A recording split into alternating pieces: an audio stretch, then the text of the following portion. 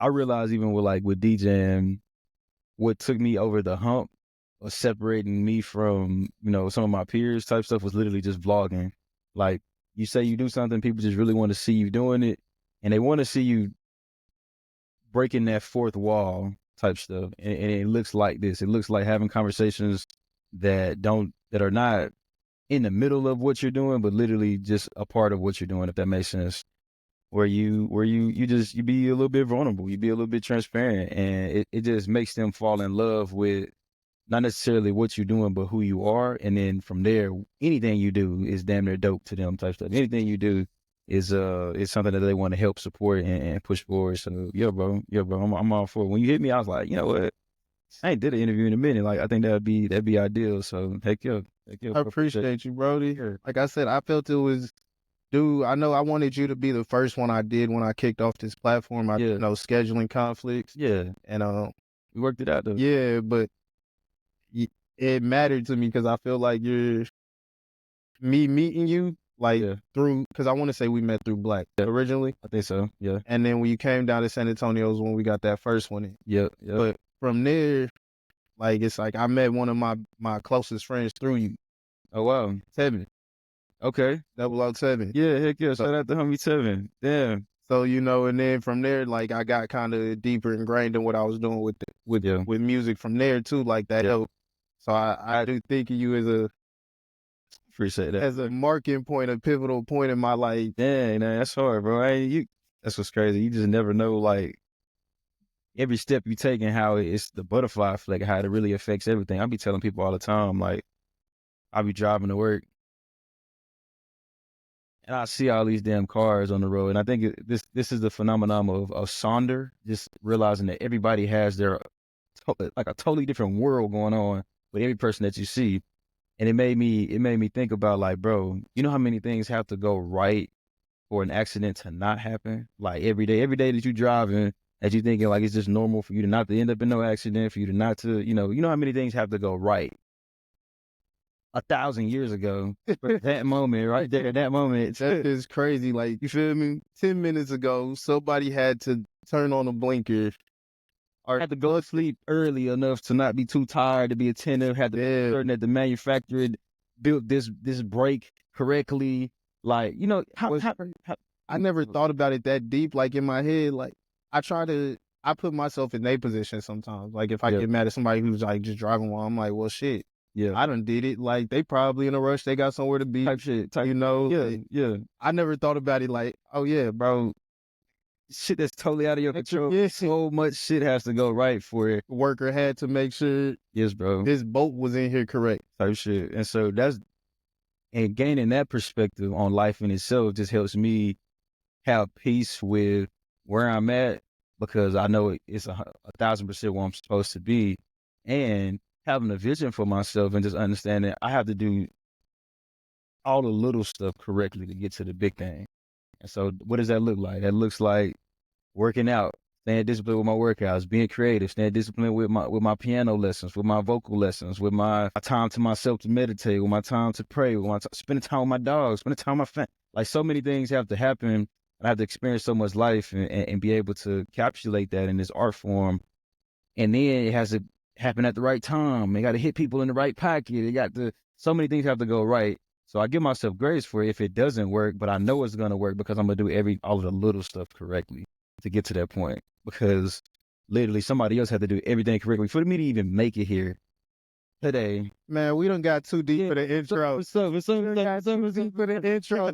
I got my boy 1Willaye in the building, man. Yes, sir. The wizard. The wizard is in the building, bro. Thank you for blessing us with your presence. Man, love. Off the Grid podcast, bro. Love. Welcome. Yeah, bro. It's a pleasure and an honor. This is a dope spot. I was telling bro, this is like for sure a player pad. I never did get no apartment. I stayed at my mama crib till March of this year, and then I bought myself a crib. Congratulations. I feel like that's the right way. Heck yeah, bro. But I always wish I did give myself a chance to have like a loft downtown or some shit or some real player shit. But it definitely still worked out. But heck yeah, kudos to you, bro. This shit is cool as hell. Appreciate it. I got inspired. So like, even when I was a kid, my favorite movie is How to Be a Player. Yeah, Bill Bellamy. Yeah. And you know, he had the player pad. Yeah. He was living it up. Yeah, no, for sure. So like that's kind of how I envisioned myself always. Like I said it, he was doing it up as an A&R. Yeah. I seen myself like doing what he was doing. And so I tried to set out for the energy and vibe through, you know, of course through my own experience, what I'm into. But make it your own though. Like I'm gonna still occupy that same pocket, but just in my own way type. Hell yeah. Heck yeah, bro. So I appreciate that, bro. I appreciate that. But what's been going on? Like, what's new? Man, it's been 4 years since we've sat down. It has, bro. Dang, you put that in perspective for sure. Time has flown, bro. It has. Man, what's new? So nowadays, like I said, I just bought a crib in March. I was fasting. Now I fast. I do the Daniel fast to begin every year. And I set my attention behind, like every year I say I want a crib. But this year I was like, man, okay. I told myself I wanted to gross 100K last year. So this year I want to get up to 150K. I don't know how I'm going to do it, but I'm going to do it. Hey, look, I done said it every year. Like, you know, I'm going to get there. I don't know how, but I'm going to do it, right? What you say at the beginning? Take the small steps. Bro. Do the small things right. You're going to get to the big. It has no choice. And so, yeah, bro, I was fasting and told myself I'm going to get 150K, set out a plan to do it. It actually involved selling more merch. What's the play merch? And I executed it. It didn't actually work. You know what I'm saying? I didn't really sell all the shirts that I thought I would be able to sell at this point, at least. But what I realized in that moment of just like having faith and setting intention behind something that you say that you want, and being intentional about it, God just shows up to do what you can't do after you at least do what you can type stuff. And I'm seeing that reoccurring theme throughout my life. Because fast forward, so let me back up. So I set out the plan to get 150K. Didn't know what was going to happen. Tried my own plan. It didn't work. And then right after that, God blessed me with a whole nother opportunity to go to a new job. Black-owned company, black operated. One of my homies that I went to college with got me on over there, and now we got another one of our homies, and so it's 3 of us over there. Congratulations. You know what I'm saying? All black. That's how it's supposed to be. You feel me? And then was able to, you know, and I was still hustling where I had the job that I left. I'm being transparent. Whoever gets to see this, they get to see this. They have it, they want to feel it. But I was able to, in the background, work my second job and on full salary for a little while, and then they just put me on 1099 work where I was just like, okay, just finish out this project for us, and then, you know what I'm saying, you go on about your business. And so, didn't know how I was going to get no 150K, but that's how it's going to happen. And then the house happens all at the same time. 2 jobs at once, and I'm less stressed out when having one. I'm with all my partners. It's black on, and I'm working in my community. That's beautiful. Like to be able to work in your community and give back and to make sure, like, yeah, bro, it's purpose for me. It's purpose for me. And so that's what every day looks like for me. My 9 to 5. You feel me? As far as the music, man, it's a journey. It's a journey. I think I'm having way more fun being an artist than I ever did being a DJ. So yeah, let's talk about that. Yeah. So last time we spoke, you were a DJ. Yep. You were producing. You just came off producing one of the biggest for the summer. You know, made you want to transit. When did the transition actually happen? Like, I was fasting again to start off 2023. Yeah, start off 2023. Me and Sweet, think you know Sweet, we were working with an artist of ours. His name is Big Tech. Shout out to Big Tech. Shout out to Sweet Chief. I'm still the homies. Like everybody, it's all love. And we were working with him and building his artistry. You know what I'm saying? I was being his A&R / producer, you know, sign off manager, you know, just really working. And the shit was taking off, like picking up steam like very quickly. So we realized, okay, bro, in order to like, this is a business, how do we like offset some of our costs? I'm gonna buy some recording equipment so we can just hook up and record all like internal. And then once we're ready, we'll take it to the studio, get it done professionally if we really feel like it. But you know, I'm gonna go buy this equipment because I feel like I need it. I want to become an engineer as well. Like let's do that. So I pull the trigger on all this new equipment, and we never even got a chance to even do it before shit hit the fan and things go left. and it just kind of fizzles out. So fast forward, I'm doing my fast, and I'm asking God, what do I need to be doing to take my life from A to B? I had this vision for my life, and you got to think about it. I'm still at the crib, and been there since I moved back from college, and I'm just like frustrated, like, bro. I finally took my ass back to work after being out to, because 4 years ago, bro. You had just left the job. You feel I me? wanted to talk about, like, okay, so boom, so let's back it up. Let's back it up. So boom, damn, this shit crazy. I got to tell it off. Hey. And so boom, last time we talked, I was fresh off a tour. I'm not mistaken. I'm fresh off a tour, and I quit my job to go on tour. Once the tour was over with, that was it, bro. Like, they stopped answering calls. They stopped considering me to be there. Like, I think it really was just me standing up for myself, saying like, well, yo, like, I'm asking everybody before I got here. I asked you before I got here, what should I be making per show? You ain't want to tell me. Whatever, I quit my job anyway because fuck it. Like, you don't pass up on an opportunity like this. I go out there and I'm asking people 500, 500, 500. Okay, cool. That's what I'm expecting. That's a number in my head. I can calculate that. That makes sense to me. Let's rock. We're like 2 weeks into the tour, and dancers are complaining about, not getting paid just yet. And I'm not complaining because I'm just tallying it up. Like, I'm going to submit an invoice after this shit. Like, it don't matter to me. Getting paid. I'm going to get me. And they come to me and they, like, after they finish, like, selling the dust with them, and was like, hey, Willaye, me and the label, we decided we're going to give you $250 a show. And this is like 15 minutes before we supposed to go on stage. And I was just like, I ain't quit my job for no $250. I went out there and had probably the worst set of the whole tour, aside of one night. And it really just bothered me. And I was talking to my girl at the time, like, bro, like, I ain't signed no paperwork to come out here. I'm out here looking stupid. She was like, you need to stand up for yourself. And I was going to do it anyway, but like, that was just the extra battery in my bag. And so I went back to him like, hey, bro, I didn't quit my job for no $250. Like, I've been hearing 500. Even the tour manager told me 500. Like, that's what I've been fully expecting. Do how you want to do it. Do how you want to do it. I'm like, okay, cool. All right, cool.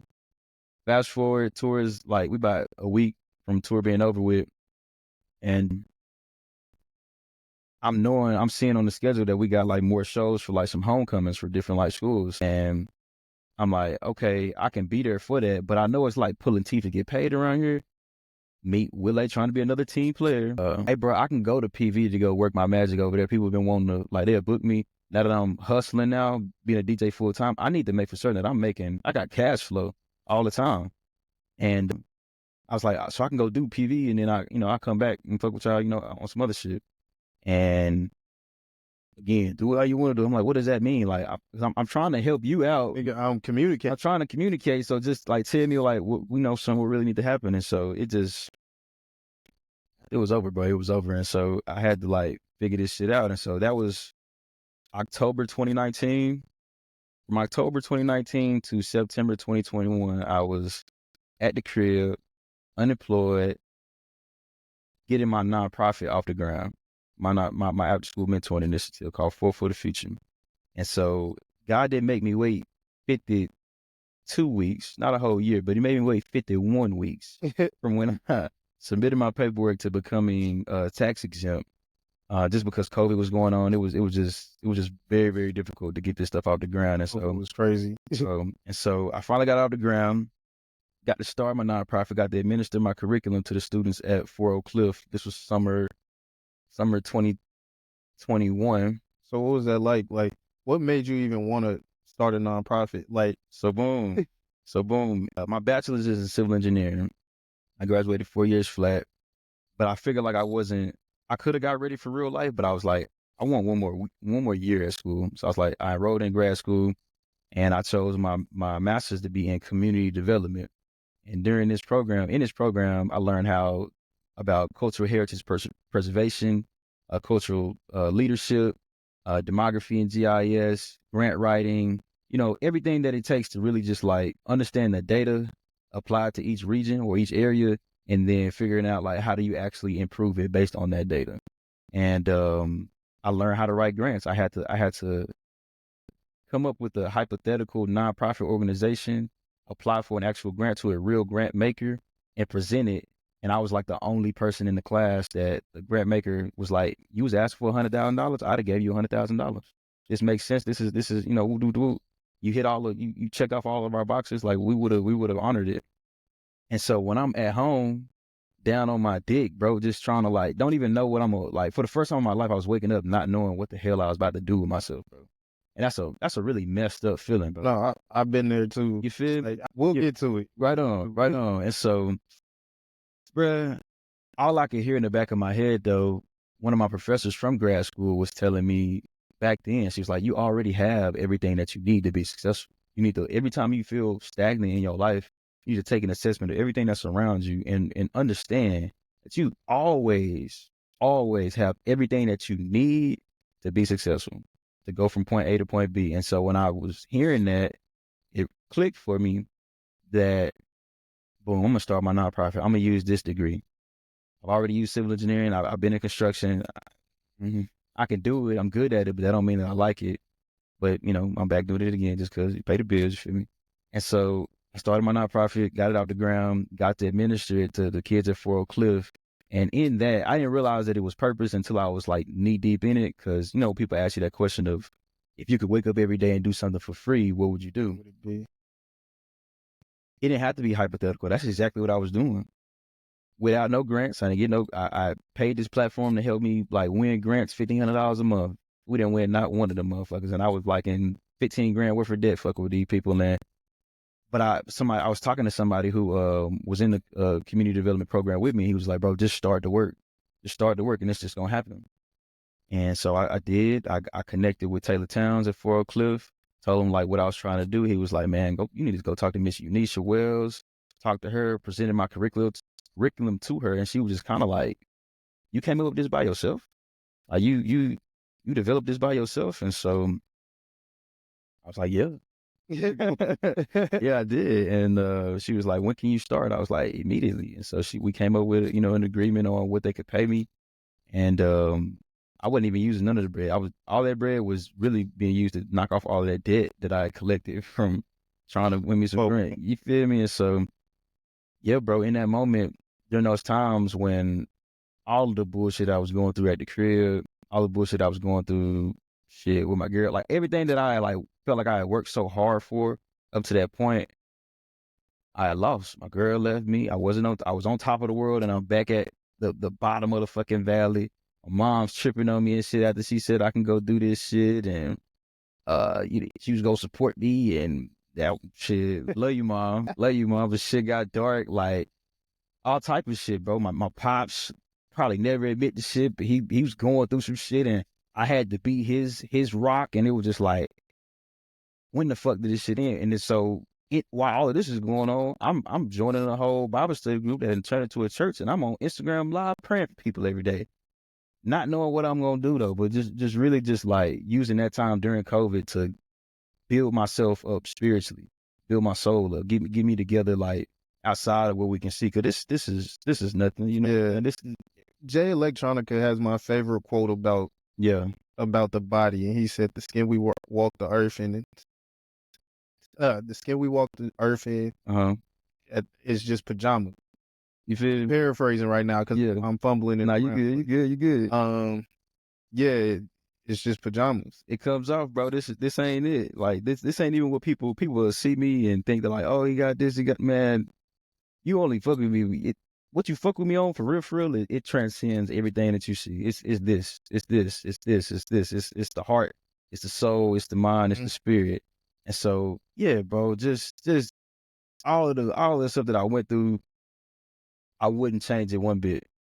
Wouldn't change it at all. But that's what got me to that point where I started my nonprofit, got it off the ground. And fast forward, this was like fall 2021. I had to pay for some tires, bro. And I budget really well. So that's why I was able to like not be working for 2 years straight. But them goddamn tires costed like $800, and I didn't have that shit. Them niggas don't play about tires. Nah, bro, you know what I'm saying? They come at the worst time. Yeah, you know, and it just was like, I can't even, I gotta take my ass back to work. And so I did. Took my ass back to work, bro, and been just grinding it out, bro. Just putting my head down, sucking that shit up, dealing with whatever the fuck that shit came with, and it's paying off, bro. It's literally paying off. And so, fast forward, how did I get I know I'm all over. Well, no, because I was about to stop and ask you another question. Like as we along the way, like it's like because I remember like having to go back to work and like having to really put my head down and like make myself really lock in and just do some shit I didn't want to, get the job done. But when you get that first initial win, how did that feel for you? Man, it was like to actually be able to see your progress, bro, is so inspiring, bro. That's why I've been sharing all of my progress with like how I'm working out now, how I got a goal in mind. Started out at 170 benching, now I'm up to 195, and once I get up to 225, then I'm, a little more, you know what I'm saying? Like, baby steps, bro, they run the world, bro. Because how else could you fly if you didn't start off crawling, if you didn't start off just kind of stumbling your way? And so when you first get that first initial like hit of I hit my mark, then you know it's possible. Then you know this isn't just a dream. This isn't just an idea. This is actually attainable. I can do this. And man, like somebody asked like, well, what inspires you the most? I'm like, failure. Failure inspires me the most because like once you overcome that, then it's like you understand, bro, this stuff is possible. I can go. What it feels to win. How could you even appreciate the win if you never went through no bullshit? Like that's why you can never trip about the rain, bro. You gotta enjoy the rain. You gotta enjoy when shit is not going your way, when you think your whole world is being turned upside down. It is. But it needs to. It needs to, bro. And so bro, like it's been some stuff, bro. It's been some stuff, but the best compliment I got from a good friend of mine who actually was like a part of was a big catalyst in my DJ journey, like way back in 2011. He was like, bro, you carry, like we was catching up. This was maybe like two years ago. He threw a birthday party out here. And after the party was over with and shit, I came back over there. We just, just sitting up. I was just telling him, everything that's been going on. He was like, bro, you carry that shit so well, bro. I don't know how he was like, I don't know how you did all this shit and you still just be around this so just cool as hell. I'm like, bro, you really, when you ain't got to go through it. Once you shift your perspective to like, that's why I like the Bible, bro, because it really did give me faith. It gave me hope. Like if I could look at somebody else's life or read a story about somebody else's life that has gone through something similar to me and understand that this is a reoccurring thing.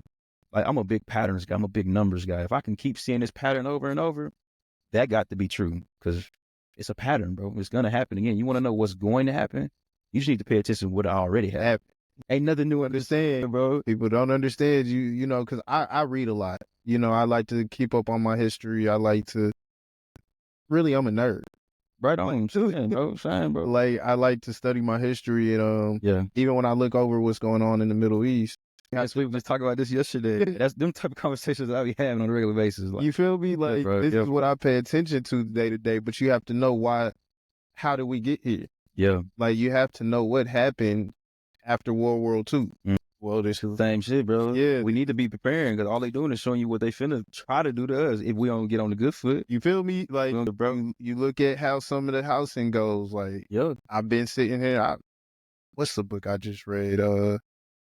It was pretty much about redlining. I'm sorry, I can't remember the name of it, but like, and then how like just the ghettos like spread out and like how the projects were originally black and white.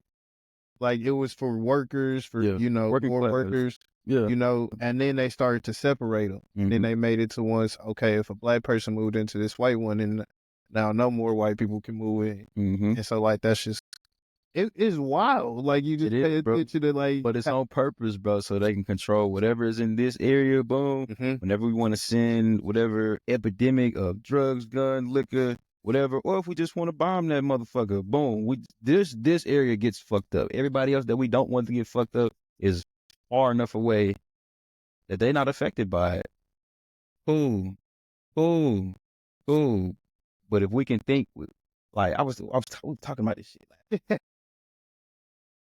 how do we combat that? And I was telling Sweet, I was like, bro, I think the only way to truly combat something is to submerge yourself in it. How could you beat a system that you don't know inside and out? There like spook by the door. Like it has to be somebody infiltrating these systems to learn it and in turn just use it against them. Because if not, you won't know. We don't know every nook and cranny about cause we got 1 year plans. Remember I was asking you just a second ago, what's your short term goals? Yeah. You was like, I think long term. I'm like, man, that's awesome. Cause really and truly, they got 1,000-year plans. Yeah. This shit been thought out and they've been on the same page about this shit since goddamn 1900. What we in 2024? 24 already. This was already gonna happen type stuff. And so, yeah, bro, it's man, you want to know what's gonna happen, you need to pay attention to what already happened. And if you want to know how to combat it, I guess you can use history again to teach you, saying how to move in this future. But I've been saying, bro, ain't enough books. Ain't enough books, bro, unless you just submerge yourself in that shit. Unless you be that sacrificial lamb to be like, and maybe somebody else is probably already doing it. I would hope. And you know what I'm saying? Just gonna be that person. But if not, then shoot, you want to change the world, gotta change yourself. How about I just, you know what I'm saying? How about everybody try their best to learn, to get really good at one niche that we all need to understand and push forward. And then when we come together, that's what we dissect on. That's what we dialogue on. Like back then, bro, we didn't go to the club. Niggas would pull up to your crib right now and it'd be 15 niggas in here and one nigga game. And no, check this out. One nigga up there teaching us about this is how you operate in this economic and this and that. This is boom, boom, boom. When niggas didn't go to the club, niggas wasn't just doing a fucking seance, getting drunk and like, no, that wasn't it, bro. That wasn't it. That was not the type of time we was on. And back then it was more cohesive. Back then it was more unified. Back then it was a united front. How do they disband that? They just take away the resources. They take away the resources. They take the on away. Like we can go forever with that. We could. So, but that always begs the question to me, right? Yeah, because we both have platforms. We're both building platforms. Yeah, and I always yes, we have a responsibility for what we put out. Absolutely. So and do you feel like with the transition to rap, that helped you, that kind of helps you put out the message that you wanted? 100%. I have gone to enough balloon releases and funerals and, wakes of people who were creators that when their parents and their families and their friends get up there and speak about who they knew, man, I remember such and such, man, he was such a good kid. He did this and he did that. And, and that's what to be true, because you're like, man, that really is, he was a cool dude, bro. I could believe that. And then we go play his song, and it's all about shooting and killing and da-da-da-da. And I'm just like, it's actually how bro ended up dying. Is that a true reflection of how I want to be remembered? You niggas not play no motherfucking sex talk at my funeral. That, for the record, don't, nigga, I love the song for what it's done for my life. Don't play that shit. Don't even quit. I'm sitting up here talking about this shit. Everything I went through, that shit. I want people to understand that was probably the most traumatic shit I've been through in my entire life. Stop attaching me to that shit. I don't want to be attached to that shit no more. Once I realized, okay, let's get back into the story. Shit hits the fan with big text, and I'm sitting there on all this recording equipment, and I'm realizing I need to learn how to work it. And so I have been writing poetry damn near my whole life. It's for sure documented back to 6th grade. I feel that. And poetry is a lot of niggas hidden skill. We don't share that. You don't. It's not the cool thing to do. Yeah, but I've been doing that since way back then. And so I've always didn't even understand that I was really drawing the music and coming up with my own words. But since I've been reading since I was 2 years old, my mama taught me how to read. My mom was a first grade reading teacher, and she used to sit down with me, and I was reading at 2 years old. And she was so astonished by it. She's like, how do you know these words? She said, as a baby, bro, she said, I don't know, mommy. God just tells the words to my brain. And I said, when she tells me that story, I'm like, it resonates with me, because now when I'm sitting down, coming up with a verse, especially when I'm in that pocket of when I feel the most spiritual, it's not me talking. It's not even me talking right now. My spirit just took over, and I'm damn near just finna go down the whole thing, bro. And it's not even me, because I'm gonna sit back and I'm gonna have to watch this to even remember what the hell I was talking about. Feel me? And so when you ask that question, I'm like, absolutely, bro. Especially like how I even got to the point of realizing like this really what I'm supposed to be doing is off of a fast. If I can't make for certain that, because let me back up, what do I identify as purpose? For the future is my purpose. I couldn't get those kids to be in the palm of my hand and listen to me and take heed to what I was like, breaking down to them until I showed them or I told them about all the cool shit I did. And so while I don't want to be, while I'm that's my trauma speaking when I say, don't attach me to that bullshit no more. But damn near you nobody's gonna listen to you if you haven't done anything. I agree. Type shit. So funny story. It was my senior year in high school. Yep. And I tried to go to Stuco. Okay. Because I wanted to mentor the elementary school. Yeah. Yeah. I had ended up getting in a fight, suspended, gone for like the whole. Yeah. I swear it felt like 8 weeks, but it's because it ran into Christmas leave, and I had to go to alternative school, bro. And I tried to go back to the Stuco, and they're like, nah, dang, you can't because you got suspended. And I never understood that because I'm like, well, if these kids are kids who need mentoring and kids who don't, I need to be representing them. They able to see me in themselves. They need to know like I was really bad too at one point. Well, I was in some trouble with my damn self. Yeah, like I just got out of trouble, bro. And I'm gonna tell you right now, that ain't it. Alternative school ain't fun. Yeah, bro, you don't want to go do that. Like, that shit. Alternative school is, I swear, it's just like get ready to go to prison. Basically, like they're doing it on purpose. It's a pipeline, bro. Yeah, it's a pipeline. You got your blue jeans on, white when you ain't even that bad. They just automatically, and then as a result of you being in that environment determines like who you're gonna be. It's about who you hang around. It's about what are you submerged in. That's what's gonna determine your outcome. Which is why. Well, are you from Oak Cliff? What? Yeah, bro. I just had a different, vision. I had a different path. I just made different decisions, and so, yeah, bro. When I'm at Oak Cliff mentoring to the students, I didn't have them in the palm of my hands until I told them about all the cool shit that I had done, and they was just like, "Wow, Mr. Will, and from there, everything that I knew that I needed to instill into them got instilled, and to this day, still got great connections with them. Like I did that summer 2021, went back summer 2022, and summer 2023. Every year I give out the graduating seniors, I give them a $500 scholarship. Don't matter how many, it could be 4, 5, don't matter. I wasn't even working for that first time. Didn't matter. I got 500 for you. I'm gonna figure out the rest, and I don't even care what you spend with it. But it literally, I realized in that moment that was purpose, and they wasn't gonna listen unless you do something cool. And so when you talk about, let's go back, I'll go all the way back. When you talk about having this platform, rapping for myself, I'm like, I have to make it cool to care. People don't listen unless it rhymes for whatever reason. That's okay. We understand that music is the father of learning because music is repetition. You can't say the ABCs.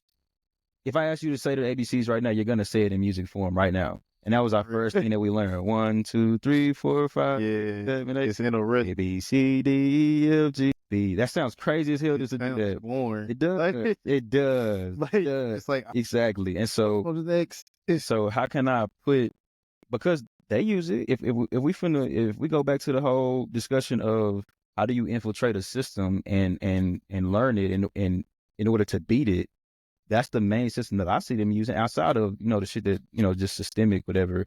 A big vehicle for their oppression is through our music. They push money behind the dumb shit. And I'm not saying that the dumb shit ain't cool, because I'm going to listen to some Future. I'm going to listen to some NLE Chopper every now and again. I'm going to listen to some Lil Wayne. I'm going to listen to all of it in its own space, but it doesn't consume my mind. But that don't mean it don't consume little bro mind. I'm sitting up there trying to give a lesson, and that's all. Them the only lyrics that he just keep on reiterating. Something about.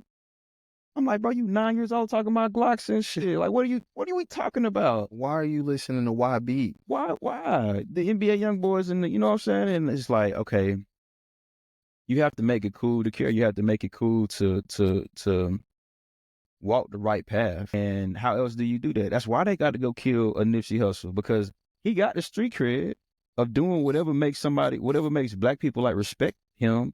But then he's like pushing a narrative of like, no, bro, this is how you really get in control of your shit. The Larry Junes of the world, the Dom Kennedys of the world, the Kendrick Lamars of the world. Like you have to make it cool to care, make it cool to be on the right path. And shit, after a while, when I'm fasting, I'm asking God what I need to do. And I keep trying to go away from music. I keep trying to be like, bro, it's cool. I ain't got to keep, like, you know, I'm a die legend. Cool. I ain't got to keep being a nigga to keep trying. I'm like, God, I really don't. I'm good, God. Like, I'm good. Like, no, bro, get your ass back in there and do what I'm asking you to do. People are inspired by you. Told me a story just now. I'm like, damn, I ain't even know. Like, I was just being myself, bro. I was just being cool with a nigga who, you know what I'm saying? Yeah, let's show love. Let's do this. And he said that was a pivotal moment in his life. I'm not even thinking about that shit for real. I'm telling you, one day I'm at Ruins for Restoring the Feeling one day. Okay, yeah. Shout out to the homie Hendo for sure. Yeah, man. Shouts out to him. And somebody stops me as I'm walking in. Yeah. And he like, hey bro, you went to Louisville? And I'm like, yeah, who are you? Yeah. Like, yeah. You know, cause I can't help it but to be on guard just a little bit. Yeah, like, yeah, for sure. Yeah, who are you? And he starts going down the track where he knows me from, and he was just like, yeah, bro, I remember you from school. You just always he was like, you were one of the few people that like really like check in and just be like, hey, you good? You know, just talk to me. Yeah. You know, and like not a whole lot of people did. Yeah, bro. So it's like you don't. What we just talk about, bro, the little shit is gonna get you there. And it don't always look like progress, but it is always some type of progress, because even if it's just shining your light to another person and now y'all both got the same light, I can't go save the whole world. But if I can get 5 people to be on the same type of frequency and they go touch 5 more people and they go touch 5 more people, and before you know it, we got a nice little bright spot, bro. And look, that's why it was important what you said. Like, you gotta, the change you want to see in the world, you gotta start with yourself. You are your world. You are your own God. Like, I believe in God. There is a higher power outside of me, but you are the navigator for your life, bro. Whatever world that you want to experience is going to be a reflection of you. If you want your life to look a certain way, bro, you need to start walking in that direction. And it's that simple. Me saying I want a house, me saying I want to make a certain amount of money, I had to make decisions, just do what I could to get in that direction, and then boom, there you go.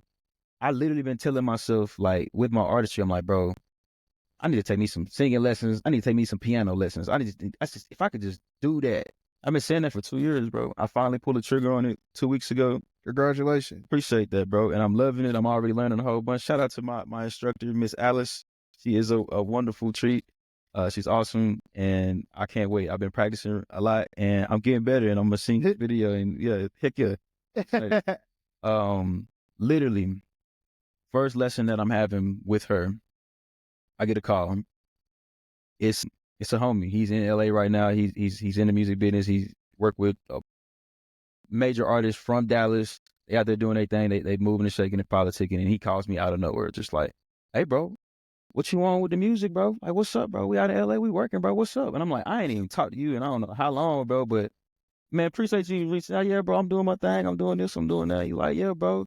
Man, and congrats on Sex Talk. You did his thing. I know you got at least a $250,000. I'm like, first, I appreciate that, but I don't know shit about no $250,000, bro. Like, I don't know nothing about that. He's like, what you mean? What, you ain't got this and that, this and that. I'm like, nah, I signed an agreement, so I got my splits. I probably make, this amount per year. We'll do on this whenever they, Man, we got these lawyers over here that can go do, so you can go get your master's. I said, what? So explain that. Like, explain that. And I'm like, okay, bro, we'll sit down, and we still need to sit down because this was like last week. But he like, bro, I want you, like, you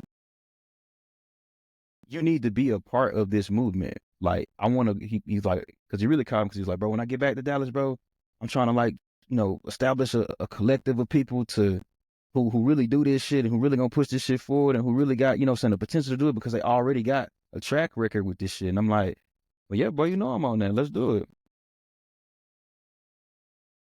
But for him to, like, be thinking of me and finna potentially bust me a play that could be life-changing as far as I'm concerned, I'm like, I cried after I got off the phone because I'm like, dang, God, every time, everything that I say that I want to go do, I just need to make the first step in faith that is really gonna, blossom and give me the fruits that I'm looking for, and you will show up to do the rest. Okay, God. It because it's that simple. Because it's that simple, I won't be denied because I'm gonna always make the first move. I got initiative because I know what I want for my life. I see it, or I'm obsessed with it because it just doesn't go away. It doesn't, bro. Whatever you know for sure you're supposed to be doing, bro, that shit be stuck. And I'm like, no, bro, that's what needs to happen.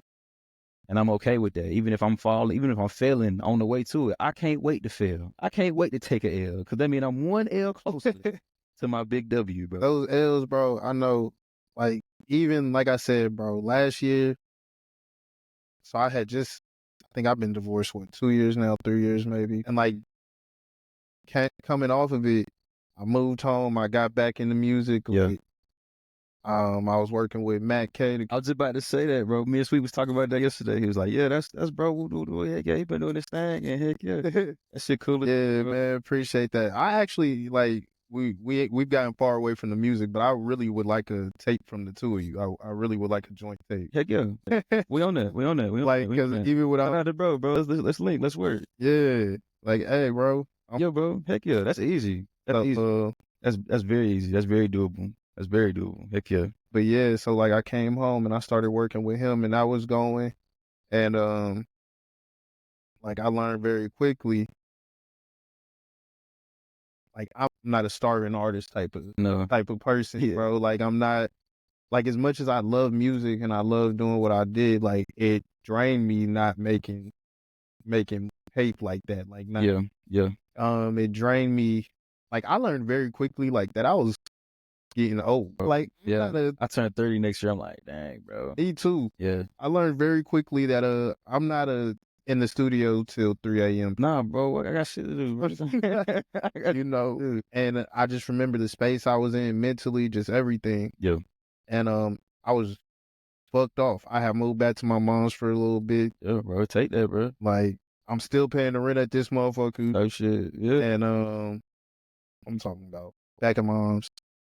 Go ahead and end up getting a job. I'm working at a warehouse, fool. Yeah. And I'm like, all right, like this is cool. That's the grind though. Yeah, like I gotta find something. Yeah. I gotta it's something bigger out there, bro, that I just need to make my way towards. I remember I sat down and I wrote it down what I wanted, what it is I needed to. That's another key component. I forgot to mention that. Also, when I fasted, I also wrote all this stuff out. In Habakkuk, chapter 2, verse 2 and 3, that's the scripture that tells you need to write it down and make it plain. And I promise you that's the cheat code. You need to write it down. You need to fast for it. Because one thing about life and the thing about energy, energy is neither created nor destroyed. Life is all about balance. Peaks and valleys exist for a reason. You have to give something up in order to go get something, right? And so what I use when I fast, I do the Daniel fast for 3 weeks, where it's no meat, dairy, unleavened bread, sugar, none of that shit. It's fruits, veggies, legumes, water. 3 weeks. And I love it. I be stronger. I be more mentally clear. My skin will clear. Like everything just literally be so much better. And I'm like, dang, I could keep this going, but I really do be hungry sometimes. But at the same time, what I get out of it, I always get something like truly enlightening. Truly enlightening, bro. That just helps me along the rest of my journey. And it's on top of writing it down. So you saying that, I definitely want to make a point to say that. Write it out, bro. Yeah. Write it out. Seriously. When I sat down, I wrote it out. I found what I was going to do, how I was going to do it. Yeah. And I boom, did it. I had lost the job at the warehouse because I wasn't showing up on Sundays. As a matter of fact, I'm supposed to be there right now. What you mean? Hey, fool, it'd be like that. It'd be like that. I'm not showing, like, hey, I'll work it Saturday, but Sunday it just, at the time, everything was like I said, we had Restoring the Feeling. Yeah. Everything was really just going on Sundays for real. Mm-hmm. So I was like, fuck it, I want to be outside. I'm still kind of moving in music. Yeah. Sacrifice. It takes. Yeah. Gotta get something up. But like, I wasn't super heavy in it. Yeah. But like when I stopped last year and I wrote down the plan and I just went through it, I got the job at Guitar Center, fool. Guitar Center right here. Hard. Yeah. I wish I didn't know that. I'd been on that, bro. Let me get it. Yeah. Hey, fool, yeah. You know, so I got a job at Guitar Center, started, you know, piecing together this. Yeah. You know, okay, like I'm back in school now. Yeah. I got into IT. Like I was like, all right, you know what? I've been saying I wanted to do IT. Nice. This is what I need to do. Nice. Did it. Man, when I got in there, I made it through the first little section. Boy, I just seen it through. I got the first certification. Yeah. I got it January 31st. And the only reason why I know the date like that is because I was like, damn, we were flying out to Denver on the 1st. The next day. Birthday weekend. Yeah. So I was like, damn, I really got to pass this whole or I'm going to be tight. Yeah, I'm not even going to do it. But yeah, bro, and that was like my first like real initial win. And I told myself I would also stay at Guitar Center until like I've seen this program through, yeah, you know, and I made it 2 weeks shy because them niggas was not paying. Yeah, we like that. Yes. Time your greatest asset, bro. Can't be wasted. Yeah, so like, and that's how I kind of like leveled out. Yeah. But yeah, nah, bro, it's just crazy. And I wanted to, you know, get further, like deeper into the music journey. Yeah. You know, because now we're on the Wizard 3. And it's like, you dropped 2 projects last year. You're on the Wizard 3 now. What would you say is like your not ultimate goal, but in the past year, what have you seen in your growth? What's the trip is we on Wizard 3 just because I had done Wizard 2 and 3 in the same year that Wizard 1 dropped, but I didn't like Wizard 2 no more, like at all. Like I feel like I had grown as an artist so much that if I had put it out, it was cringe to me. It was. Okay. And so that's more so Wizard that's still gonna always be a part of my artistry, like the cool nigga music, the Larry June, Dom Kennedy, Casey Veggie type of feel. But you said that because I was definitely gonna ask some of your inspirations. Absolutely. And so like there it goes right there. Like absolutely. At least in that vein, for sure. Yeah, like because I always wanted to know what made you choose that lane. I know me and Tevin, I want to say when the first Wizard dropped, we were talking about it. That's hard. Shout out to the homie Tevin. Yeah, like you know. So like love. How did you choose your lane? And then like you said, well, really, I started off with that type of music just because that's what I was listening to the most at that time. And just even still, like I can't have a bad day if I go listen to some Larry June. Like it won't happen. Like he's too inspirational and cool and represents like what I think it means to be not necessarily the pimp shit or the selling dope, but just cool ass. Like I won't be stopped. I won't be denied. I'm going to be disciplined in my journey about what I'm eating, about who I'm dealing with, about how I handle my business, fatherhood. I'm not even father yet, but just like how to really just be a stand up man. And I think you got to give your flowers to Dom Kennedy because that's damn near, I ain't gonna say that's where he get it from, but that was our first model. Yes, like if Larry's the Godfather, you feel me? Like Larry 8, Dom's number 7, you know, this type shit. And them is both great numbers to be type shit. And so when I was first starting on my journey with music, that was just the first, like, Wizard 1, them first 10 songs, them 10 songs were the first 10 songs I ever recorded, literally in the order. 1K a Day was the first song that I recorded. Okay. Like, just was like, okay, I'm gonna rap, bro. We were just chilling, we in the spot, and I had all this recording equipment, and he wanted to record. I'm not even rapping at this point, but I'm like, yeah, bro, I'm gonna engineer this, so woo. He finished, he had to go make a run right quick, and I'm like, hey, bro, by the time you get back, bro, I'm gonna put some shit on here. I really want to put some. He was like, you lying, nigga. You know what I'm saying? All right, bro. When I get back, nigga, we'll see. But I was hearing the beat, and I was like, nah, bro, this shit is smooth. Like, this shit really rocking. So, wrote my shit out. By the time he came back, I was done with the whole 30 minutes. Laid from him. This was like, what? Like, where did that come from, bro? And I'm like, yo, bro, you know what I'm saying? I think I got some. I like this shit. This shit fun. And from there, bro, I sent that record to Does It All. Shout out to Avion. Shout out my dog Avion. That's a real nigga right there. Shout out to Does It All. For sure. Yeah, it's crazy like how intertwined like bro. The city is. Like we all real life bro. know each other. That's how I know, like, literally them same words, bro. We already have everything that we need right now. Right now in this moment, with all the connections that you have, all the resources, all of the platforms that are being built, already built. We already have everything we need. We just need to get together and do the shit and be consistent with it. That's hard. That's easier said than done for sure. Yeah. And I'm gonna do my part because I know I don't. Sometimes I'll be out the way. I'm out the way. 1Willaye for sure. Listen, bro, dude, I've enjoyed being in the house. Like I've enjoyed being to myself because, like you said, the gym. Yeah, that was really my first win. Like just getting in the gym and there you go. That's hard. That's hard. And that's what I think kickstarted the real change in my life. Like that and shaving my beard. Like I just felt like I looked homeless. Like it didn't work for me. I cut that shit off. Like, bro, this is not me. Bro. Not me. I'm good. I'm okay with being me, bro. Yeah, so I got rid of it. Yeah. And shoot, it was just like I got the resources. Yeah, bro. We always got everything that we need, bro. And so, yeah, man, I sent 1K a day to does it all. And I guess he let Chev, who on the track, he let him hear it. And then he sent me 2 beats like, hey, bro, here, like, and that was 25 M's and 3-wheel motion. And I was like, I was working out. Like 3-wheel motion. Yeah, bro, that helped for sure. Like, yeah. It's a classic. I still need to do a video for like all them hoes, but that's a whole nother thing. I was working out in my backyard. Them niggas FaceTime me and was like, bro, here 2 beats, nigga. I was like, hey, bro, I'm going to have both of these hoes done tonight.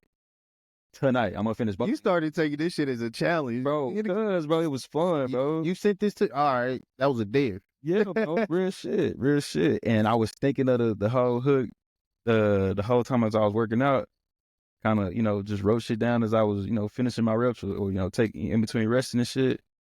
I probably finished about 7 p.m. with my workout, took a shower, ate, all that good shit, and stayed up till about 12, recording both of them hoes. And I sent them over to them niggas that same night, like all in. Niggas was like, maybe I was like, hey, bro, no homo, bro.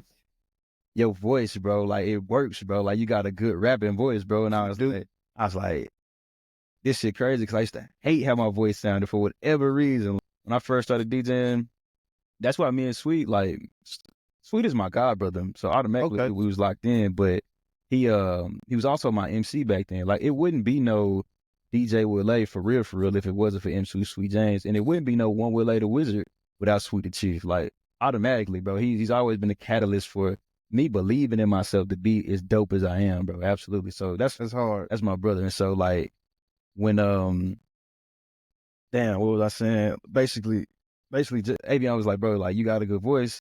I didn't like my voice. And it's because I used to have James MC out my parties because I did not like the way that I sounded, bro. I just didn't. And then once we parted ways, he had to go out to college and I stayed in high school. Then I went to college. I was like, okay, I gotta get to the point where I'm MCing for myself. And finally, I found my voice. And really, I still didn't have my voice when I decided to start rapping because I was, me and Ty was supposed to be working on a project together. Ty Harris? Ty Harris. Shout out to homie Ty Harris. That's my brother too, been knowing him. Shit. Ty Harris is 07. Dope. Yeah, bro. Like a dope artist. Yeah, bro. He's next level. Criminally underrated. Bro. Slept on. Bro. And look out that underrated. Talent and everything. Bro, like he up, bro. Not even gonna lie to you. Talent and everything, like from his singing, playing the piano, yes, bro. Rapping skills. Yes, like bro. Nobody's seen nothing like that ever before, bro. And so he due for his win very soon. If I ain't tripping, like it'll happen any day now, type shit. Okay. And so, but yeah, bro, we was working on a project together where I was going to executive produce it. You know what I'm saying? Send him all these beats. It fizzled out, but it's just because I wasn't really where I needed to be as a producer. And one of the songs that we was coming up with, his brother produced the beat, and we were sitting there. As he was making the beat, I just heard this hook in my head, and it went along with the theme of what we were trying to put together. That hook and the verse that I made for it, at least the first verse, is what I ended up using on Too Old for This. That's a song on The Reverend. And back then, when I was trying to like rap that verse in Ty's studio, we was laughing. He was laughing at me because it was like, bro, you do not have your rap voice. Like, you're not gonna like your voice at first, but you got to really just find it. And so I think I channeled kind of like a Kurt Cobain, kind of raspy but clear type, whatever the fuck. And I still kind of go back and forth, but yeah, bro. Finally got to the point where I like my rap voice. And I think it works. I think girls always tell me I'm a voice memo guy. And so I be sending girls voice memos and shit. They be like, you got such a nice voice. Like, you know, I'll be like, yeah. Yeah. This nigga, and then it made it deeper on it too. Yeah. So, yeah, bro, it's fun, bro, making music. It really is. I think what I enjoy the most about it is just pulling something out of nowhere. Like, literally, if I'm stuck on a song or not knowing what to say, I just ask myself this question: how does this make me feel? And it's been a number of times where I've started off my verses with that line. How does this song make me feel? One word real. Just looking at it, and then boom, and I just take off. That's hard. Yo, bro. And I think that's why I enjoy it the most, because it keeps showing me over and over that any obstacle that you might face, you can overcome it by just understanding it. And how do you understand something? Through repetition, through, and that vehicle is through music. Like anything that I might be going through, bro, put it in a song. And as I put it in that song, bro, it don't hold the same power over me like it did before. It just don't. Like, I've overcome it at that point. Like, literally, Kendrick said, stop playing with me before I turn you to a song. He not worried about Drake at all no more, bro, because it's like, bro, you're literally, you're like my biggest record, bro. That's it. That's all. And, Yeah. And what does that even think about it? I'm not, bro. I'm not. And so that literally, that helps me get over all of my shit that I deal with. And I'm just realizing, like, this gonna be the vehicle for how you impact the world. And maybe it don't hit until I die. I'm fine with that. But literally, bro, that's what people are paying attention to. That's what people give most of their time to. People look forward to Fridays for new music. Yeah. I definitely look forward to Fridays for new music. Yeah. I wish people would just drop whenever, like, understand why. That's true. Okay. Well, when I say drop whenever, like, I don't like surprise drops anymore. Like at first, like a rollout. Yeah. You want to anticipate it. Yeah. My thing is, I still fall under the old guard, which, like, I transitioned, but like the things I still cherish out of an album release, like, we just don't get anymore because people not telling stories no more. Yeah, like, I do like when artists like Schoolboy Q's rollout was dope. Yes, like the lyrics was hard. I was anticipating it a lot. You just wanted to hear it. Yeah. But if anything, that's probably the best rollout I've seen in a little while. I liked A Boogie's, but his still wasn't even as. I wasn't even tuned into his, and that's bad because I fuck with A Boogie. But like, it wasn't nothing spectacular either. It's just a rollout. Like he was using TikTok and everything to. Yeah, that's I can't get with the TikTok. Like, I'd get lucky.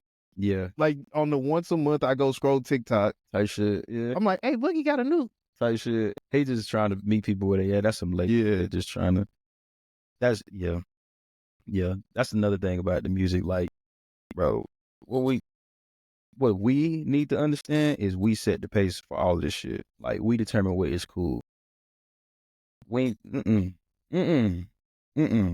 kids need longer attention spans. These kids need to be able to critically think. They need to be able to see art for art, dissect it as art, and form their own, like, viewpoint of the world from that art. This is another hit that we made so we can make us some money because it's rotting your brain. It's playing on this chemical release that you need in order to feel happy. Shit. You know what I'm saying? That's not real. Real shit is gonna last. And that ain't real. So yeah. So that leads me to a common argument that I have and that I just overstress. And it's because I think independent is gonna be the way to go. Even like, cause it's gonna come down to you building that core fan base and them niggas sticking with you. Like, I use Currency all the time because Currency has been in the definition of success. Let's show. Like there's nobody who's done it better. No. At being famous, paid, and still low key enough to where I can still live a normal life, or you know what I'm saying? That is the ultimate goal. Facts. Because you're just an artist at that point. You're just somebody who shares his art with the world, and the world happens to like it. I built a lifestyle and a brand around this music, and then I can go sell more shit that's aligned with my brand that y'all fuck with because it touches you in your soul the same way it touches me. Right. That's success. Jay-Z ain't become a billionaire off of his music, bro. it's off of the lifestyle that he created from his music that he was talking about, the brand that he created. That's why the alcohol that he sells is what made him a billionaire. Dr. Dre didn't become a billionaire off of just the music. It's the brand surrounded around, I'm a producer. I really like things to sound really well. These are these headphones. Boom, now I sold it for $1 billion. Rihanna, I am sexy. I am confident. I am this. Here's lingerie that makes you feel confident and sexy. Kanye, I'm a fly nigga. I won't be denied. Da-da-da-da. Here are these fucking shoes that nobody else can copy. This is how you, like, it's not the music. Music is a vehicle for it. But you got to be so sure within yourself to where you don't lose yourself in that. That's what I keep seeing happen. People are just trying to get rich off of the music, and that's not even like not even a real thing. Not even a real thing. Like, stop You're not making that rich off of it. You're not. Hold on, I got a FaceTime coming in. Good. This is a good homie of mine. Hey, bro, I'm gonna hit you back. I'm on this. All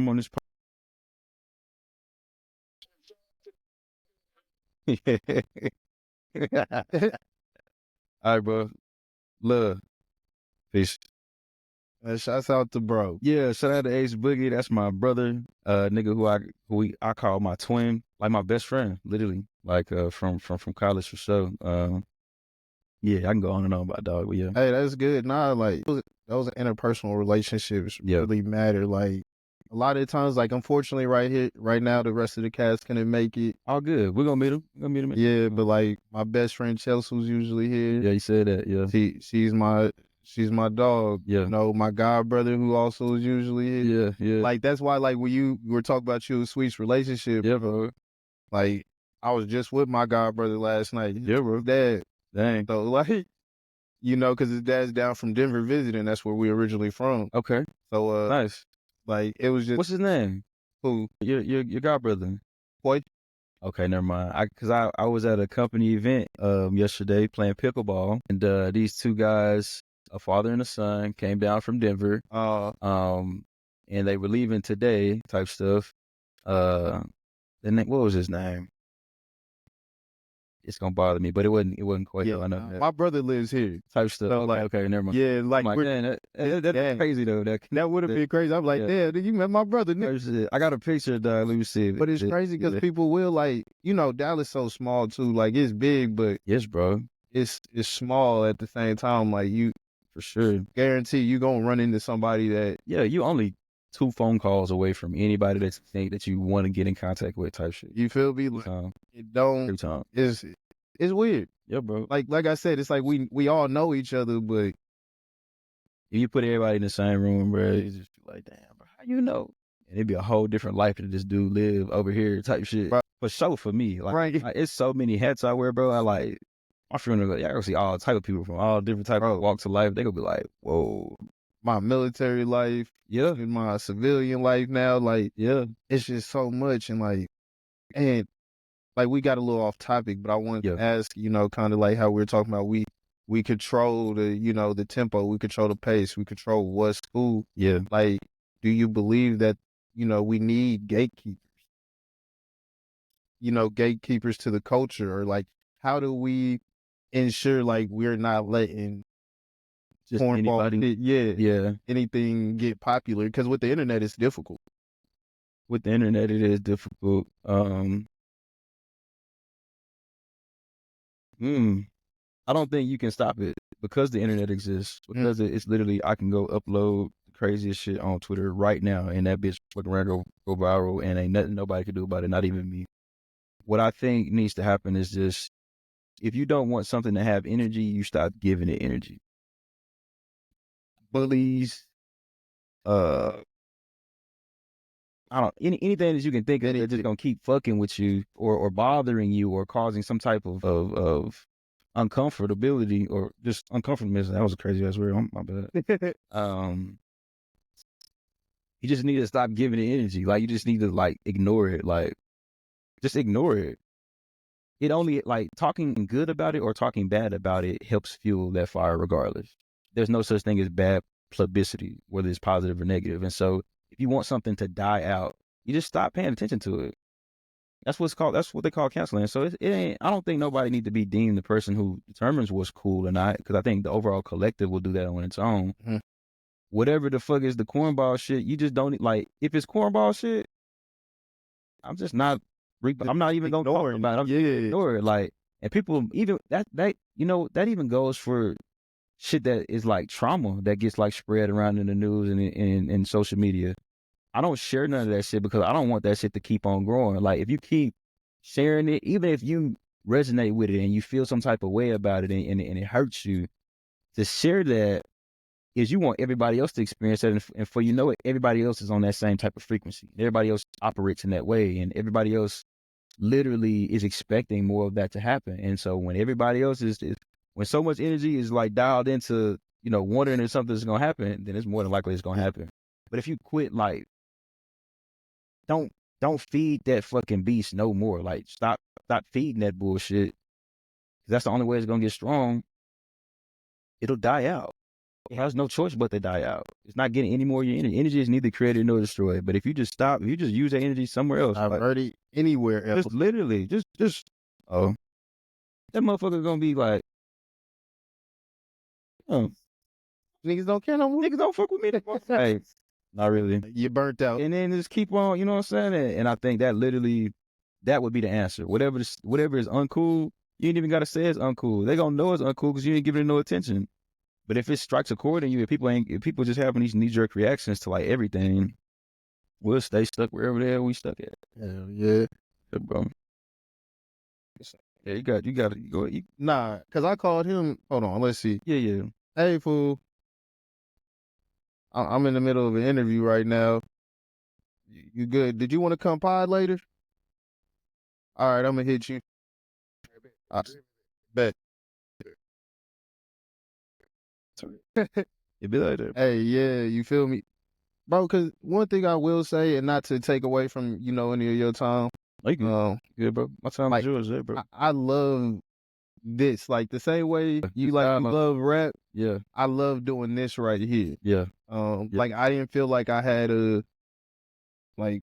like I said, because I also can write poetry. Like, I like to freestyle in my free time. Like, y'all play a beat here. Yeah. But, like, I never felt comfortable as a rapper. Yeah. Even as a kid, like. It take having some nerve. Yeah, like. I'd be like, damn, I'm really a rapper. Like, ain't no way I'm supposed to be a rapper. I don't even like talking. I'm like, what the fuck am I doing? But that's just God. Just can't leave me alone by this shit. So come on with it. Come on, God, let's do it.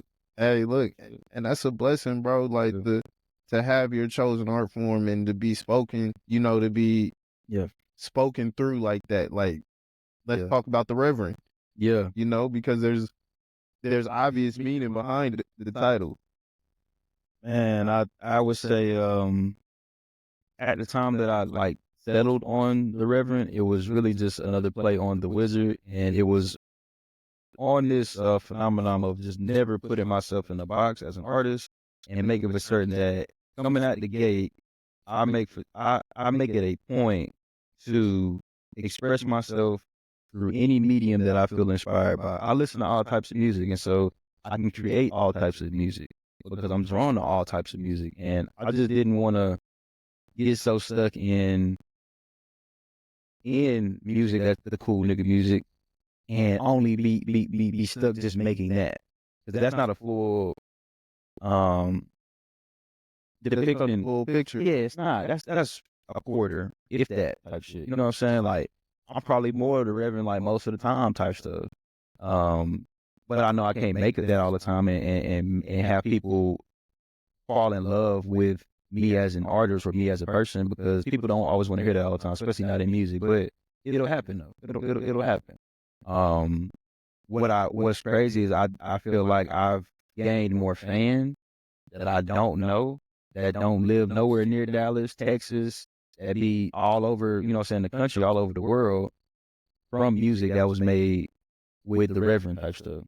Like, my most popular song is called Worthy, and that's off the Reverend. That's the first song, and it was really just me, just like, it don't even have a hook. It's just a straight just go of me talking about the journey, talking about how I got to this point right now, talking about how shit went left with tour, everything, and not even like, super detailed, but just like saying like, this is all the things that I've overcome, and not that I'm worthy, but that God is worthy of me praising him, because look at all the stuff that he got me through, and look where I see my life headed, because I'm making the steps and he's pushing me along the way for everything else that I can't do. He's just showing up and just do it. And so, yo, bro, I think I got more songs in that pocket, or in that realm. I think that's what's coming up next, actually. Shout out to Dance Daily. Okay, the videographer. Yeah, that's my videographer. He we just shot. I got 2 videos on Tuck right now. Well, 1.5. One of them is done, and that's more. And that's a video for Close to You. I can drop it anytime, but I just want to wait until the other one is done. I finally got a song with Ty. Hey, Finally got a song with Ty. It's called Survivor's Remorse, and it's gonna go. Ooh. Yeah, right. Yeah. As much as like trauma like strikes, Mm-hmm. like nerves for people, Mm-hmm. like even like just like having to address like your own trauma. Mm-hmm. It's like I love it. I love when like other people talk about like shit. Like I do got homies that didn't make it. And Yeah. how that makes you feel. How like, you move differently from that point forward. Yeah. Like I know how it makes me feel to know like, shit, I got some homies that sitting in, sitting in a cell right now, or some homies that's not coming home, like not waking back up. Yeah, bro. And it's just like, damn. Or even just, it doesn't matter. Been through a lot of shit too. So it's like, just the survivor's remorse of it all. Yeah, bro. Yeah, bro. And I think what's a trip? That's the name of the song, and that's the feel of the song, and you get that out of it. But that's not even. We don't even get so deep into just talking about how much pain we feel as a result of it. It's just you just understand that by us from what we're talking about in the song type shit of all the shit that we've lately. I guess I always talk about all the shit that I've been through. This was crazy, but I'll play it for you after this over with, and we'll go through it. But yeah, me and Daily, we shot the video for it with Ty, and I'm waiting on Daily. Daily, I love Daily, bro, but he takes his time. He takes his time, and I understand because we all got lives. I know I'll be busy as hell for sure. So, but yeah, we sitting on that. Survivor's Remorse is going to be released on a project that's a joint album between me and Sweet, and this is our first joint album. Yeah. So yeah, it's I'm always just. It's intertwined, everything. Look, and I'm sitting here asking, well, he said, "Oh, that's too. You don't even worry about that." It's yeah, bro. We got this project. At first we was gonna call it Magic Hour, but then something hit me. I got inspired by Big Crit. He got a song called My Sub Part 2. My Sub, the jacking. Yeah, exactly. And at the end of it, it's just it's depicting how he gets he with this chick that really set him up and woo. And so I'm just gonna get into it. So the project is called Last Night My DJ Saved My Life. Like, that's a long ass title, but that's the title. Last Night My DJ Saved My Life. And it's really probably my most artistic body of work because of the story that's gonna be told. We're gonna shoot a short film for it. It's gonna mimic Baby Keem's Melodic Blue short story, kind of in a sense. When I'm saying Last Night My DJ Saved My Life, dang, I can't spoil it. I can't spoil. No spoilers. Yeah, we're gonna wait. But we got enough. I'll tell you what we got. We got the title. Yeah, there you go. Look, I ain't greedy. There you go. I ain't greedy, bro. You gonna show me a sneak? Yeah. Yeah, I ain't greedy. I got you. But yeah, bro, it's really dope. I have been feeling a little stagnant with my work just because I've been waiting to drop these videos, but I've been sitting on that project. I used to be like mad at the artists that I work with. Bro, why you got all this music? You not dropping it. Now that I'm in it, I'm like, I totally understand. All right, so explain that to me, because like it's all about timing with this stuff, right? Bro. It's all about timing. You do gotta have the music is like the right pocket. Yes, like you can't drop it. Oh, like the weather's changing. Now you just not time know. To listen to this. Yeah, you just know like. Nah, this ain't even it yet. This is a fall This is a fall project. This is a Q4 project. And so, yeah, bro, that's really what it boiled down to. And so then what happens with me is like, you might, be ready to drop it, but just don't drop it for whatever reason in the right quarter or in the right pocket. Then that time will pass. And then that's what happened with Wizard 2. I'm like, I'm not dropping it, bro. I don't like it no more. And if I did, I probably wouldn't have cared as much. but I didn't drop it when I was supposed to. So, but you just did the Wizard 3. Just Wizard 3, bro. That's it, bro. And I like Wizard 3. I don't love it the same way that I did when I started, but I still do like it a lot. But yeah, it was really just, I realized another part of this game with music is that you need to build a catalog, and that takes just having enough product to sell. We are a business. Like, you have to have stuff on the shelf for people to buy, and you will know, like, you need to restock with new items once. Like, you got to treat it like Apple treated, bro. It's just you like, I'm not gonna be doing the same exact thing every single time, but the model of success is find something that people like, sell it to them, upgrade just that, do the same thing, just a little bit different. Just tweak a couple of things on that thing, and then sell it to them again, and do it again, and do it again, and do it again, and before you know it, your brand is gonna be.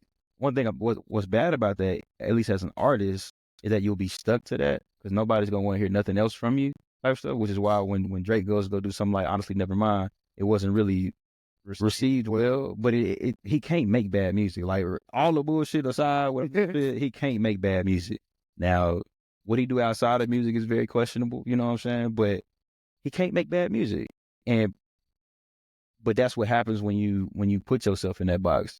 And I'm just a firm believer that I can't be put in a box, bro. I started out DJing, and then I was producing, and now I'm rapping. You can't put me in a box. And then with my rapping, you're not gonna put me in a box, bro. I'm gonna do whatever the fuck I feel like doing because that's what I felt like doing. I'm an artist. I move type shit. And so, yeah, bro, it's just all about timing. To answer your question, bro, you if you don't find the right pocket to put something in, then you just need to wait for it. And that can make you feel some type of way. It can make you feel stagnant. You can get a little discouraged, but you just got to know who you are and why you're doing what you're doing. And then, you can deal with whatever that you got to deal with. Literally, bro. And that's for anything. That's outside of music. Like, just know who you are, know why you're doing what you're doing, develop that grit about yourself, understand what your purpose is, and then whatever come your way, whatever obstacle, whatever feeling, whatever self-doubt, whatever negative self-talk, negativity coming, from an outside source, it just will roll off your back, bro, and you'll just be able to keep on trucking. Nah, for real. Yo, bro. I definitely get it, because just that confidence to go into it, anything you do. Yeah. Like, to not be boxed in, like, bro, fortunately, even in the last year or so, like I said, bro, I went back to work. Yeah. And I've been able to, chop it up with the VP, chop it up, like things of that nature. I starred in the short film. My nigga, as far as I'm trying to do my own short film right now. So, it's just like even then, like, we're working on producing a full length film. We're in the middle of pre-production and getting all that going. I'm glad I talked to you then, because I want to holler at whoever did your short film. They the same people doing your long. Yeah, that's awesome. But I know it takes a crew. You can't just have just daily out there just recording whatever. Yeah. It need to be a whole with different angles, the whole shebang. So yeah, I want to holler at them. For sure. Yeah, no, we could definitely talk. He's, shouts out to my brother Jordan McKee. Okay. Director Jordan, Director McKee, whichever one he wants to go by. Got you. Shout out to the homie. He does his thing. He put me in my first short film. Yeah. And so, like, it was just like, even then, like, learning, like, you can't really box me in. Like, there's nothing I can't do. If I truly want to do it, bro, it's done. I was always saying. What'd you say? Take the first step. Yeah, literally. And it's funny because even as we wrap this conversation up, yeah, it just brings me back to even, like, now we say take the first step and do the baby steps, right? Yeah. Before, we were taking a leap of faith. Yeah. Yeah. Like, now, now we're kind of like, hold on, that's what life will teach you, though. Hey, that bottom hurt, right? You flying for a little while, but damn. Nigga, wear a parachute. Ain't nothing, bro. That was the whole point. But it's necessary. I was watching Inside Out, too. And basically, the little girl in the movie, she is going into puberty, and so she gets these new emotions that kind of dictate her how to do and stuff. And I was watching it with a really good friend of mine, and she was pointing out how, like, because she had seen it, she was like, anxiety just messed everything up. Like, messed everything up. And I was like, short term, yes, absolutely. But, like, long term, it had to happen. I felt like what I saw the girl, I think her name is Riley in the movie, what I saw Riley go through is literally what I'm going through my entire life, whereas anxiety kind of, tries to protect you from the future as far as, be able to think through each situation and determine your decision based off of which outcome that you want to happen, right? You can pick A1 right here, but this is what you're going to get out of it. Or you can pick D4 out of this, whatever. And because you find, like, my trauma response to shit is anxiety, but even if I lose myself in the process of being so consumed by my anxiety or my desire to have a certain outcome for what's going to happen, the whole point of life, or what, at least what I see, is it's a constant cycle of knowing yourself, losing yourself a little bit, finding yourself again, maybe losing yourself one more time, and then finding yourself again. But a constant, like, just cycle of how else do you grow besides getting shit wrong? People who get shit right all the time, I'm like, you're not actually that good of a person, because it ain't like you growing. How do you grow if you never get shit wrong? Like, if you always right, how do you ever grow? How do you ever get better? Evolution doesn't happen. Like, the fucking squirrel grew wings because he kept dying. Like, I need to be able to jump from here to there without hitting the ground or I'm gonna die. And he developed wings. How else could we evolve if we don't fail, if we don't get shit wrong, if we don't go through something that we were trying to avoid, end up not avoiding it, having to go through it anyway? How else do you get over this hump besides, like, literally going through it? And so I've been applying that to my life this whole time. I forgot the fucking point I was making. I do that quite often, but literally, bro, yeah, bro, you have to lose yourself. You have to, and that's how you determine that you're not gonna be put in the box, because you can submerge yourself in one thing, but then make for certain that after all of that, you gain all the perspective that you're supposed to get, and then just take it to the next one. But keep losing yourself and finding yourself again, so that way you just always are getting better through everything that you're going through. Because if you can't recognize that you actually messing up anywhere, then you're gonna mess up everywhere. Hey, man, self-actualization, self-realization, self-awareness, bruh. Self-awareness. I'm mad I went through two different words to get to what I actually need. No, you good. You good. But yeah, bro, I think that's key. Yeah, bro. Like, I sit here and I don't think people realize how much, like, I talk to myself a lot. Out loud. You feel me? Like, out loud. I have a full-blown conversation like, no, bro, you really tweaking right now. Or I have a full-blown argument with somebody who's, and this is crazy. It is. I don't care. With somebody who's not in the room, just so I can get out all of the points that I know I need to be able to have in my mind before I need to go address it with them, so that when I actually get a chance to address it with that person, I'm not operating from a knee-jerk reaction. I'm so poised. I'm able to articulate my thoughts because I've had a chance to truly go through this entire conversation way before we needed to have it, type stuff. I don't see how else people get over it. People don't be having internal dialogues. Like, they don't. You don't got a voice in your head? Bro, somebody not telling you tweaking? Like, hey, bro, sit down. Bro, it makes sense. Like, it makes sense why the world is, because you just don't even have nothing. It's just quiet. I'm like, I don't even know if that's safe. I don't think so. I don't know if that's safe. And so, yeah, bro. The amount of times sit down comes to my head. You're right. You know what? Let me sit down right quick. I'm going to go ahead and do this over here. And, yeah, bro. Like, because that same little voice helps you remember, like, okay, I got this goal. I need to get over myself. I need to get out of this funk. I need to go get my ass up to go back to the gym, because that's what I said I was going to do. Like that, I got this deadline on this. If I don't take out the time to go do this right now, then I'm going to mess around and be late on that. How about I stop playing the game for a little while? How about I, okay, let's put this to the side right quick. Let me stop talking to this girl right quick. Let me stop. Mama, I can't go do this. Granny, I can't go do this. I got some, like, literally, how else do you have a compass for your life to stay on track? But if not, then it makes sense why the world is what it is, bro. It makes sense. It makes sense. Hell yeah. But listen, I feel like we done Yeah, we went all around the world. Yeah, we done gave him a little bit of everything, bro. I think it was plenty of gems. We thank you, bro. We thank the wizard for coming through. Yeah, man. Yeah, man. Tell the people where they can find you. Right on. So Twitter, Instagram at 1Willaye. That's the number 1 WILLAYE. You can find me on YouTube as well with all my videos. I got old vlogs up there. Y'all, fall in love with who I am. See my journey, you know what I'm saying, the whole way. On all of the streaming platforms, Apple Music, Tidal, Spotify, the whole 1Willaye. I'm doing my thing, man. I got my nonprofit. Follow my nonprofit, for the Future. It's the number 4, then the words for the future. You can find that on Instagram and Twitter at the number 4 FTF_. Dub Club, What's the Play Apparel. You can find that. Just go to 1Willaye. You'll see the link. You'll see, the page in there. Yeah, man, we doing it all, man. We do hustler of the year, hustler of the century, for sure, for sure. Hey, listen, as long as you get into it, I ain't mad at it. Yeah, bro. Yeah, bro. Feel me? And you know me. I'm your host, The Real ZB. Yes, sir. And this was episode 17. I know we didn't say it, but this was episode 17. That's a good number.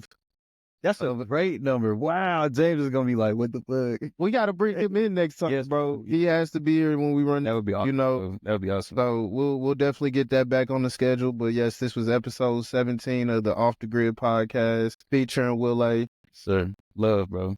We love to have you, and we can't wait to have you back, bro. My team sends their well wishes. Like, I know my boy Micah, he texted me after I told him he wanted to be here. Good, but yeah, he's tough. So that's all good. Heck yeah, that's all right, bro. That's love. But yeah, man. Thank y'all for tuning in. Heck yeah. Like, subscribe, share. Yeah. The subscribers are going up. The viewers are going up. I love you guys. I really do. You guys don't understand how appreciative I am. That's hard, bro. But yes, we'll see you back